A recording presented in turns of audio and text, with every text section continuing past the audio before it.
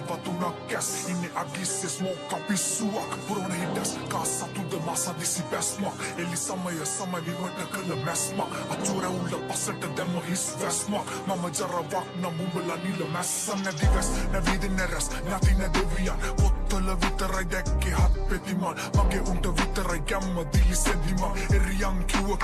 මාව පෙනියන් හැරවුම් ලක්ෂය පිළියම්දල හන්දිය එතනයි මුල්ල ඒකයි තමක් නැකාට බක්තිය කොල්ලම යරන් එන්න මල් වට්ටි රැප් සෙල්ලමට දාන්න යන්නේ පාට්ටි